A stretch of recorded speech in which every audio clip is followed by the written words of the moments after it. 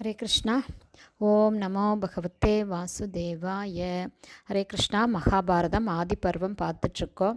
எப்படி மாண்டவிய முனிவருக்கு சாபம் கிடச்சிது அப்படிங்கிறத பார்க்குறோம். மாண்டவிய முனிவர் தர்ம தேவதை கிட்ட ஏன் எனக்கு இந்த தண்டனைன்னு கேட்கும்போது, நீங்கள் குழந்தையாக இருந்தப்போ பூச்சிக மேலே முள்ளை குத்தி துன்பப்படுத்தினதுனால இந்த தண்டனை அப்படின்னு சொல்கிறாங்க. அப்போ நான் எப்போ செஞ்சேன் இந்தைய அப்படின்னு கேட்கும்போது, நீங்கள் குழந்தையாக இருந்தப்போ செஞ்சது அப்படின்னு சொல்லும்போது மாண்டவையர் சொல்கிறாரு, எது தர்மம் எது அதர்மம் அப்படின்னு தெரியாத குழந்தை பருவத்தில் செஞ்ச தவறுக்கு நீ கொடுத்த தண்டனை மிக கொடியது. அதனால் நீ தர்மம் தவறிவிட்டாய் தர்ம தேவதையே. அதனால் நீ பூமியில் ஒரு தாசி பெண்ணுக்கு மகனாக பிறக்கணும் அப்படின்னு சாபம் கொடுக்குறாரு. அதனால தான் தர்ம தேவதை பூமியில் மனிதனாக விதுரனாக பிறக்க நேரிட்டது.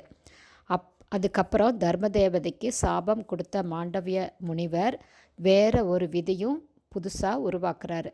அதாவது செய்த வினையினுடைய பயனை ஒருவன் அனுபவிப்பதற்கு இன்று முதல் நான் ஒரு வரம்பு ஏற்படுத்துகிறேன் அப்படின்னு சொல்கிறாரு. அது என்னென்னா, 14 வயசு வரைக்கும் ஒருவன் செய்யக்கூடிய பாவம் அவனுக்கு சேராது.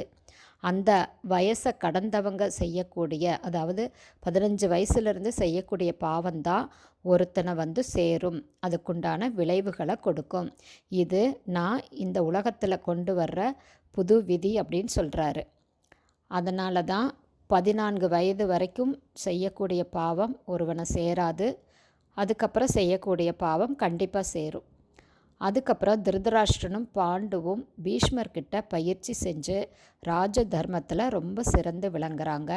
விதுரர் 3 உலகத்திலுமே அவரை போல தர்மம் தெரிந்தவர் யாரும் இல்லை அப்படின்னு சொல்கிற அளவுக்கு உயர்ந்து இருந்தார். ஏன்னா அவர் தர்ம தேவதையுடைய அம்சம்னு நம்ம பார்த்தோம். அதுக்கு அடுத்தது கண் இல்லாதனால திருதராஷ்டிரனுக்கு பட்டாபிஷேகம் செய்ய முடியல. அதே மாதிரி ராஜஸ்திரீக்கு பிறக்காமல் தாசி பெண்ணுக்கு பிறந்ததுனால விதுரருக்கும் பட்டாபிஷேகம் செய்ய முடியாத ஒரு நிலை. அதனால்